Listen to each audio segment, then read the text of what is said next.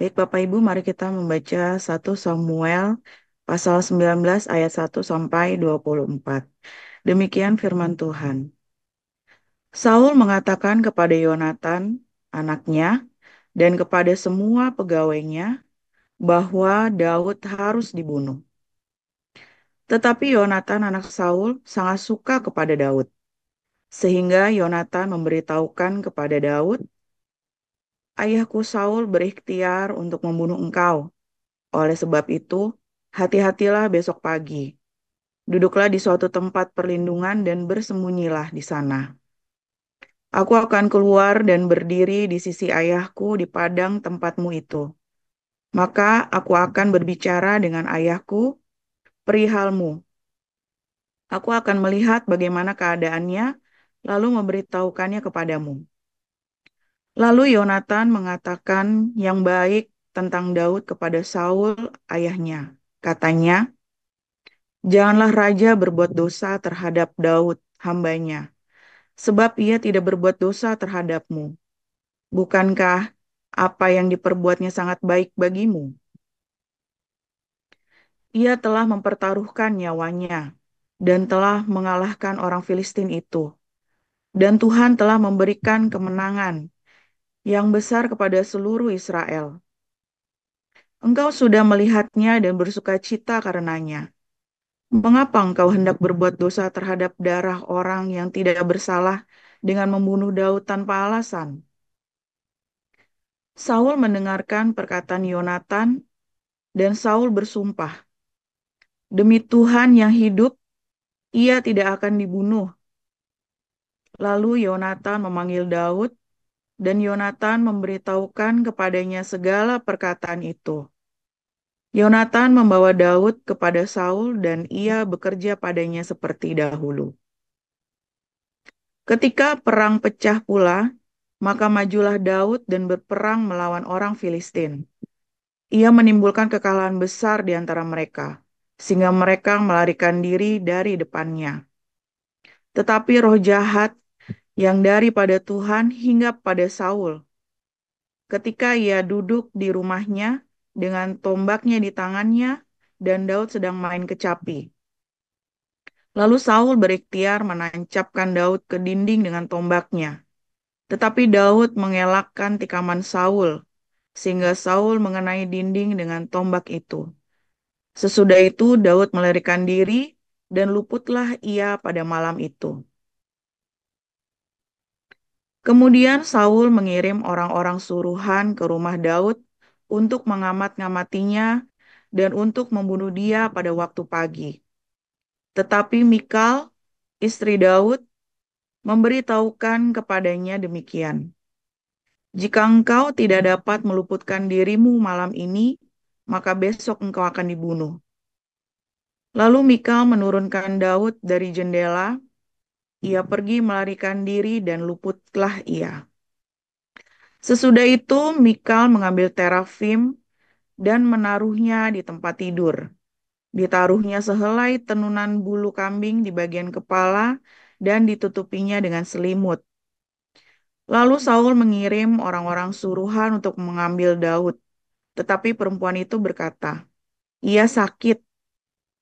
Sesudah itu Saul mengirim orang-orang suruhan itu untuk melihat Daud. Katanya, "Bawalah dia di atas tempat tidur itu kemari, supaya ia dibunuh." Lalu masuklah para suruhan itu ke dalam, dan tampaklah ada terafim di tempat tidur dengan sehelai tenunan bulu kambing di bagian kepala. Berkatalah Saul kepada Mikal, "Mengapa engkau menipu aku demikian itu dan melepas musuhku pergi sehingga ia luput?" Tetapi jawab Mikal kepada Saul, "Ia berkata kepadaku, 'Biarkanlah aku pergi. Apa perlunya aku membunuh engkau?'" Setelah Daud melarikan diri dan luput, sampailah ia kepada Samuel di Rama dan memberitahukan kepadanya segala yang dilakukan Saul kepadanya. Kemudian pergilah ia bersama-sama dengan Samuel dan tinggallah mereka di Nayot. Ketika diberitahukan kepada Saul demikian, ketahuilah Daud ada dekat Nayot di Rama. Maka Saul mengirim orang-orang suruhan untuk mengambil Daud. Tetapi orang-orang ini melihat sekumpulan nabi kepenuhan dengan dikepalai oleh Samuel. Dan roh Allah hinggap pada orang-orang suruhan Saul, sehingga mereka pun kepenuhan seperti nabi. Lalu hal itu diberitahukan kepada Saul. Ia mengirim orang-orang suruhan yang lain, tetapi orang-orang itu pun juga kepenuhan seperti nabi. Saul mengirim sekali lagi orang-orang suruhan, rombongan yang ketiga, dan orang-orang ini pun juga kepenuhan. Lalu ia sendiri pergi ke Rama. Sesampainya ke dekat perigi besar yang di Seku, bertanyalah ia, katanya, "Di mana Samuel dan Daud?" Jawab orang, "Ada di Nayot, dekat Rama." Lalu pergilah ia ke sana, ke Nayot, dekat Rama, dan pada dia pun hinggaplah roh Allah. Dan selama ia melanjutkan perjalanannya, ia kepenuhan seperti nabi, hingga ia sampai ke Nayot dekat Rama. Ia pun menanggalkan pakaiannya, dan ia pun juga kepenuhan di depan Samuel. Ia rebah terhantar dengan telanjang sehari-harian dan semalam-malaman itu. Itulah sebabnya orang berkata, apakah juga Saul termasuk golongan nabi?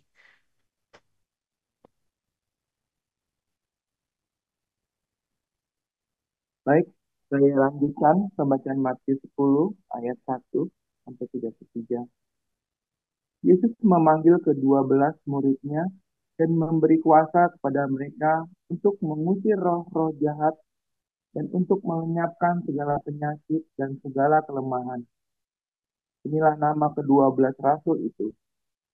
Pertama Simon yang disebut Petrus dan Andreas saudaranya, dan Yakobus anak Zebedeus dan Yohanes saudaranya, Filipus dan Bartolomeus, Thomas dan Matius pemungut cukai, Yakobus anak Alfeus dan Tadeus, Simon orang Zelot, dan Yudas Iskariot yang mengkhianati dia.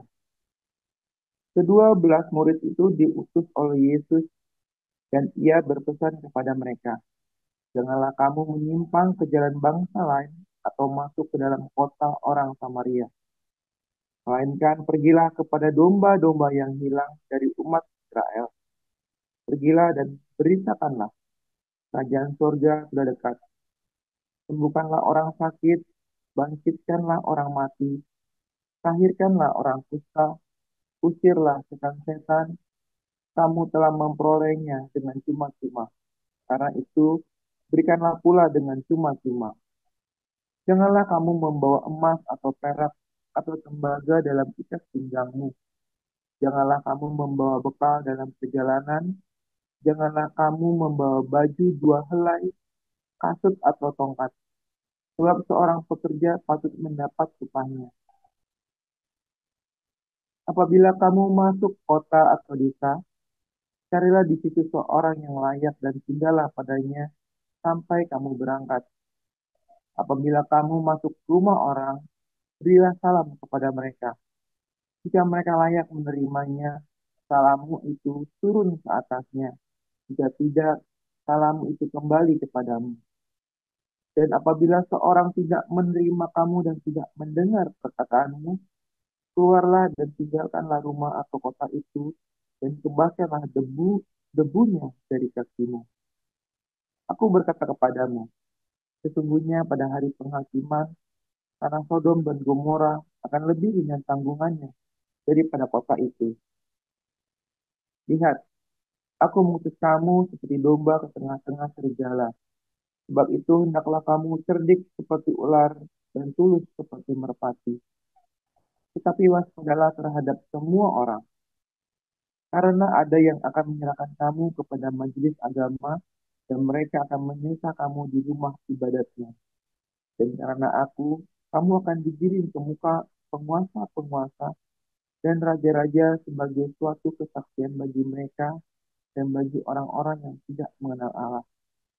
Apabila mereka menyerahkan kamu, Janganlah kamu khawatir akan bagaimana dan akan apa yang harus kamu katakan, karena semuanya itu akan dikaruniakan kepadamu pada saat itu juga.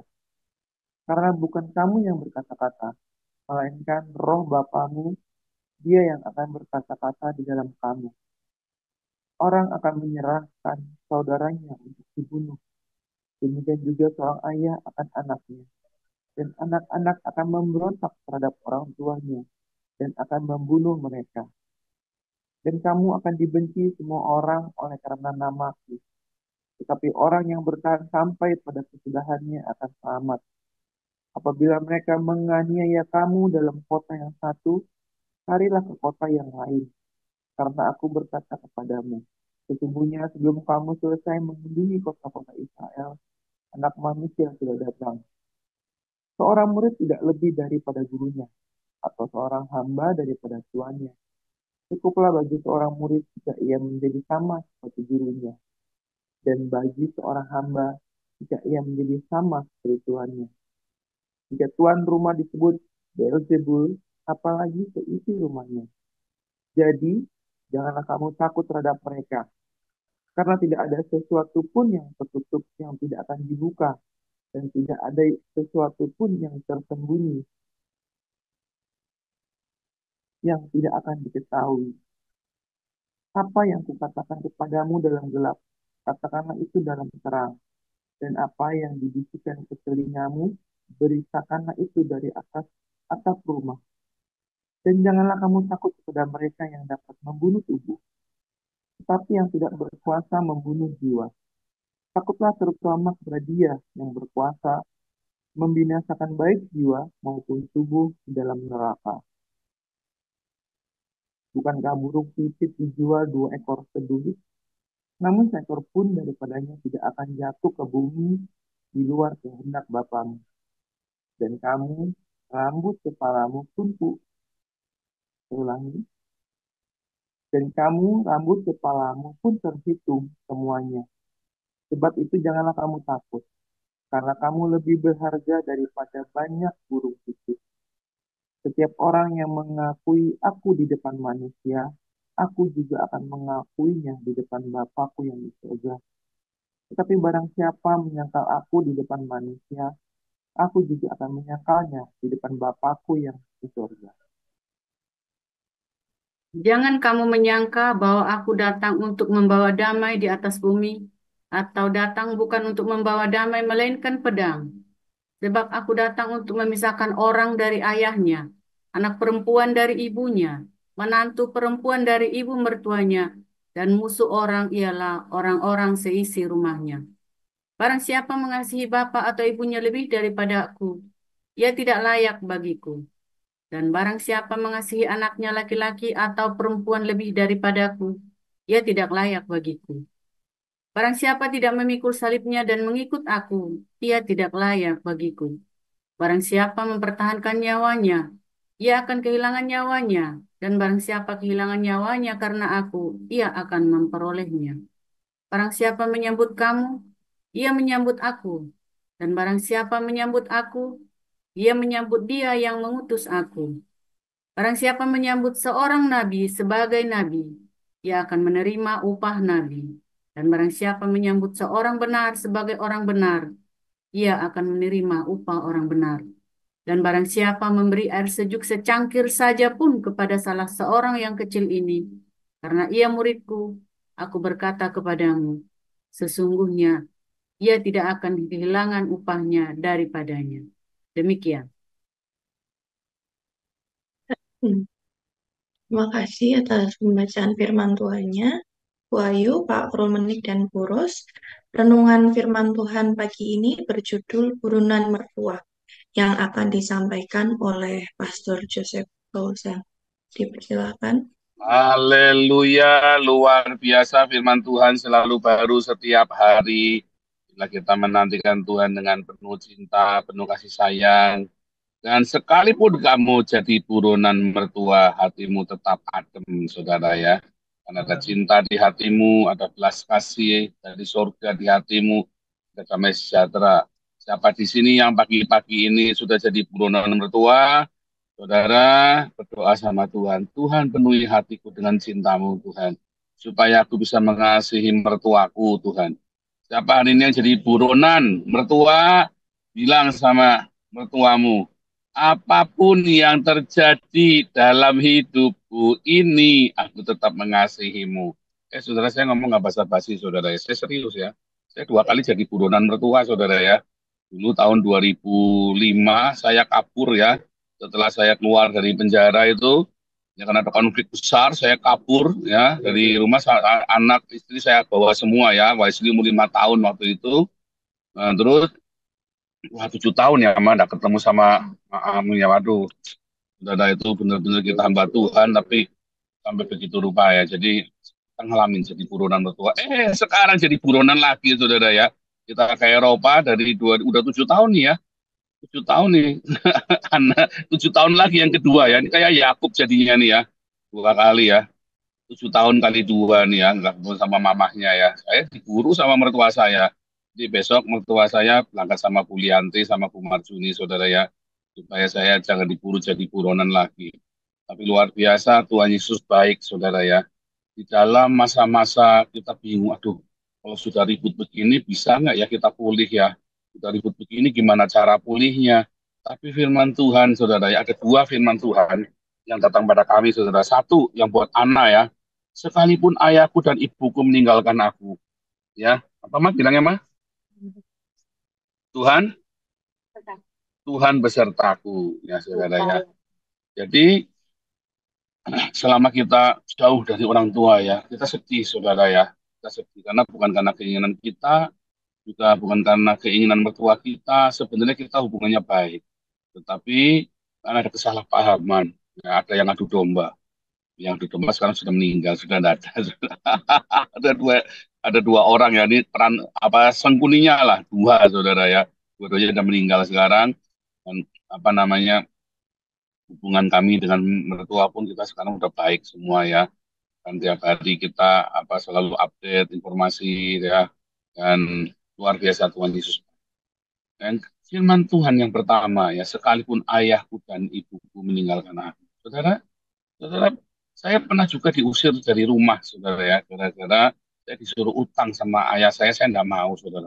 Ayah saya tersinggung, ya egonya besar ya waktu itu ya, dan memang lagi dalam kondisi pahit hidup kami waktu itu ya. Ya diusir, ya kami, saya 1 tahun ya enggak pulang rumah, saudara, 1 tahun enggak pulang rumah. Tapi walaupun diusir satu satu bulan kemudian ya, saya tetap datang sama papi saya, bilang papi saya minta maaf. Tapi pokoknya apa yang terjadi saya minta maaf, saya bilang begitu ya saudara ya. Saudara, apapun yang terjadi saudara, kita apapun bener-benernya kita sama orang tua, ya kita tetap harus respect, menghormati. Walaupun tidak usah kita turutin. Kalau itu salah, ya, misalnya nih Anda mau jadi Kristen, ya Anda Islam mau jadi Kristen, orang tua mau ya kamu nggak usah turutin. Atau kayak saya dulu ya disuruh utang, saya nggak mau saudara, ya, diusir nggak apa-apa. Ya, nggak apa-apa saudara. Jadi kalau kamu tahu itu salah, kamu jangan lakukan, tetapi kamu harus tetap respect sama orang tuamu, tetap menaruh hormat. Kalau kamu taruh hormat sama orang tuamu, kamu akan bahagia hidup. Orang-orang yang bisa menghormati orang tuanya, maka dia akan hidup. Ya, saudara ya. Saudara, pernah suatu ketika mami saya ada masalah dengan oma saya, saudara ya. Oh, papi saya dulu ya, papi saya punya masalah dengan oma saya dari papi. Jadi maminya papi, saudara ya. Saya sedih sekali ya. Kenapa? Jadi pokoknya nggak bisa rukun ini papi sama mamahnya ya. Ini saya datang sama si oma nih ya. Saya sojak. Kalau orang Cina itu, orang Tionghoa itu kita sujud 12 kali sama orang tua, saudara ya. Nah, karena papi saya tidak pernah sujud sama oma, jadi saya bilang, saya sedih sekali ya, saya sekolah kepikiran ya, ngeliat papi begitu ya, karena kepahitan ya, papi itu hidupnya kepahitan dulu. Maka saya datang ke oma, saya sujud 12 kali sama oma, saudara ya. Jadi mungkin salah satu-satunya cucunya oma yang dari papi ini, yang sujud 12 kali cuma saya, saudara. Terus, saudara singkat cerita, akhirnya papi sama oma bisa di hari akhirnya sebelum meninggal, bisa rukun, saudara ya, bisa baik ya, saudara ya. Aduh, saudara bersyukur, saudara. Kedua, Ya, suatu ketika ada masalah, papi dengan momen, event, event wah, papi dengan mami dengan omas dari mami ya, dari mama dari mami. Ada kesalahpahaman, selalu ada saudara ya. Namanya anak beranak itu ya, kayak selalu ada masalah, selalu ada salah paham. Tapi salah benar, jangan kamu pikir saudara. Hidupmu itu jangan mikir salah benar. Pokoknya itu orang tua kamu harus hormat, harus baik, harus selalu tunjukkan respekmu. Tidak harus kamu turutin, tapi kamu bilang, aku tidak nurut tapi aku respect, aku tetap mengasihi. Ya, saya bilang sama Oma itu marah sekali sama Mami ya. Saya bilang, Oma maafkan Mami, Mami salah. Ya maaf kita tidak tahu masalahnya apa kenapa Mami bisa seperti itu. Saya sujud lagi 12 kali sama Oma yang dari Mami. Saudara orang yang mengasihi orang tuanya, saudara ya, yang hormat pada orang tuanya, ya, hidupnya akan mujur, ya, akan beruntung di tanah yang kuberikan kepadamu, kata Tuhan Yesus, kata Yehova ya kepada orang Israel, dan diulangi kembali dalam perjanjian baru, hormatilah orang tuamu, supaya kamu beruntung mujur, saudara. Bukan masalah salah benar. Kadang-kadang kalian ya, kita ini loh, jangan kali kadang-kadang saya juga, otaknya kepalanya cuma benar salah, pokoknya aku benar, dia salah, atau saya salah, dia benar, udah. Jangan, saudara. Bukan masalah benar atau salah. Seringkali kita harus tutup mata dengan benar salah. Yang penting aku hormat sama orang tua, tapi itu tidak baik, saya tidak lakukan kemauannya dia, tapi saya tetap hormat. Bukan masalah saya yang benar, dia yang salah. Nggak urusan saudara, bukan masalah yang pokoknya kita yang jadi anak, kita yang lebih muda, kita yang harus menaruh hormat terlebih dahulu kepada orang tua kita, apapun saudara, apapun alasannya. Saya kan tentunya saya diusir dari rumah sama papi saya. Tapi saya tetap menunjukkan respect saya, hormat saya sama papi saya. Ayat yang pertama, sekalipun ayah dan ibuku meninggalkan aku, mengabaikan aku, menolak kita, saudara, atau bahkan mengkhianati kita di akhir zaman nanti ini, di akhir zaman ini, ya mungkin sekitar 10 tahun lagi, ya antikris akan menyatakan dirinya. Dan Anda, ya hati-hati, karena musuh dari musuhmu adalah seisi rumahmu, loh, saudara. Kita nggak tahu, saudara, siapa lawan dan siapa kawan. Dan saat itu, ya, kamu akan sakit hati. Karena justru orang yang kamu kasih itu dia akan mengkhianatimu, yang akan menyerahkanmu kepada para penguasa. Kalau sekarang saja kamu tidak bisa sayang sama orang tuamu, tidak bisa respect, menaruh hormat, dan melupakan, mengampuni. Apalagi nanti, saudara, keras sekali. Dan kalau kamu tidak mengampuni, maka jatahmu bukan di surga. Ya, itu loh masalahnya. Jadi selama ini ibadahmu sia-sia karena orang tua harus kamu hormati, kamu harus respect. Kedua, saudara, ayat yang rema dalam hidup kami ya. Tuhan akan mendamaikan kita dengan musuh-musuh kita. Orang-orang yang dikasih Tuhan itu akan diperdamaikan dengan musuhnya. Jadi waktu kami kelas ya sama keluarga Ana ya, saya sedih sekali saudara ya, saya bingung, saya hamba Tuhan, saya memberi contoh yang tidak baik, ya, dan kemudian gimana anak-anak saya, ya, saya sangat percaya dari kecil, saya sangat percaya kalau saya hormat sama orang tua, itu kan mendatangkan kemujuran, makanya saya selalu beruntung saudara hidupnya ya, dari kecil itu saya hormat sama papi mami saya, sama oma sama ya, saya selalu hormat saudara ya, makanya saya selalu beruntung, mau salah benar saya selalu menempatkan diri, pokoknya saya yang di bawah, orang tua yang di atas yang diutamakan. Nah, jadi waktu kami pisahan itu kita bingung. Tetapi itu tadi, kalau kita mengasihi Tuhan, kamu jangan takut dengan siapapun kamu akan diperdamaikan. Apalagi dengan orang tuamu, apalagi dengan mertuamu. Yang penting, kamu harus hidup ya punya belas kasih dari surga. Makanya rajin-rajinlah berdiakonia dan selalu Anda harus punya reservoir, cadangan, pengampunan yang luar biasa. Pengampunan itu seluas samudera, saudara ya. Kamu lihat samudera yang luas, ya, dan palung yang dalam. Apapun yang masuk ke dalamnya bersih, saudara. Bahkan limbah nuklir aja bisa bersih. Limbah apapun masuk ke sana itu bersih. Hati kita yang penuh pengampunan dan belas kasih itu seperti samudera yang luas. apapun masuk ke dalamnya bersih. Saudara. Kecuali hatimu, ya hatimu hanya seluas kubangan, apalagi seluas jamban di WC, masuk satu plung kuning-kuning bablas, saudara. Umat, seberapa luas hatimu? Perluas hatimu itu dengan belas kasih, pengampunan, diakonia, saudara. Maka kamu bisa, ya, dengan keluargamu, kamu bisa tetap menaruh respek, hormat, ya. Orang tuamu terutama, saudara, kamu harus hormat apapun yang terjadi. Anda yang sekarang sedang merawat orang tua, jangan mengeluh mulutmu, saudara, hati-hati. Untung kakak saya dulu ngomong sama saya, cerita ya, saya bilang hati-hati kok Sani, ya, aku bilang ya itu nanti, hati-hati kok nanti mami sebentar lagi mau meninggal. Wah, kakak saya langsung kaget sadar, saudara ya. Cepat-cepat dilayani apapun. Wah, seneng, saudara. Terus berapa bulan yang lalu kakak saya nelpon saya. Ini aku dapat mimpi mami pakai pakaian pesta yang indah sama tuai. Pakai pakaian pesta indah. Ya, bahagia. Artinya disejarkan tuai kakaknya mami itu orang kaya, saudara. Kalau kita kan orang dulu kan kita miskin ya. Jadi disejarkan dengan kakaknya mami yang kaya itu yang udah meninggal. Artinya dalam kelimpahan gitu ya. Ya, terus saya bilang karena kamu puas apa namanya berbakti kepada mami. Ya, kamu puas, jadi kamu bisa melihatnya sesuatu yang indah di mami itu. Saudara, jangan berbakti sama orang tua kalau orang tua sudah meninggal, percuma. Kamu mau sembah sujud sampai kepalamu dibuntur-bunturkan ke lantai, percuma, saudara. Berbaktilah waktu orang tuamu masih hidup, ya, mertuamu masih hidup, orang tuamu masih hidup. Sayangilah mereka.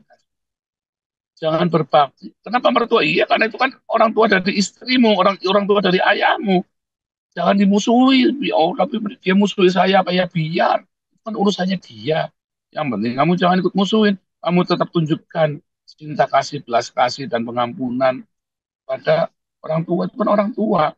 Nenek daripada anak-anak. Ya, kamu nanti akan selalu beruntung, saudara. Jangan berbakti kalau sudah mati. Percuma. Sudah mati itu bukan urusannya kita. Kita hanya bisa mengenang kebaikannya. Iya, kalau kamu mengenang kebaikannya. Ini kepahitan juga. Kalau kamu bisa berdamai dengan orang tuamu, kalau kamu bisa aku tetap mengasihi, kamu nanti ya hidupnya menang, saudara. Satu, kamu tidak akan memperlakukan orang lain seperti orang tuamu atau mertuamu memperlakukanmu. Tapi kedua, kamu akan selalu beruntung. Selalu beruntung. Ya, sayangilah orang tuamu, rawat sekuat tenaga yang kamu bisa, saudara. Lebih penting daripada kamu ngasih kolektor bayar perpuluhan ke gereja. Ngerawat orang tua itu lebih penting daripada kamu memberikan perpuluhan ke gereja. Firman Tuhan berkata, orang yang tidak merawat keluarganya lebih buruk daripada orang yang murtad. Kamu tidak bayar perpuluhan, kamu tidak akan dibilang orang murtad, saudara. Nggak akan. Tapi kalau kamu tidak merawat orang tuamu, kamu akan dibilang orang murtad, saudara ya. Ingat-ingat, ya, hormati orang tuamu, jangan bilang benar salah. Sayangi orang tuamu, saudara. Kalau kamu bisa merawat sampai akhir hayatnya, rawat, saudara, sekuat tenaga. Kamu akan beruntung. Ya, kedua, kalaupun orang tua mertuamu itu membenci kamu, tetap lepaskan pengampunan. Ya, lepaskan pengampunan. Nanti kamu akan bahagia, kamu akan damai hidupmu. Anak-anakmu semua akan belajar dari kamu, saudara. Bagaimana kamu memperlakukan orang tuamu, anak-anakmu akan memperlakukan kamu sama persis, saudara. Kamu kamu jadikan orang tuamu kayak seonggokan sampah, anak-anakmu akan anggap kamu ini sampah tua, bejat, tua, laknat, keparat, saudara. Tapi kalau kamu sayang orang tuamu sampai akhir hayatnya, anak-anakmu akan rawat kamu sampai akhir hayatnya. Ya, ingat-ingat itu. Tuhan Yesus memberkati. Minta tolong doa berkatnya nanti ya. God bless you.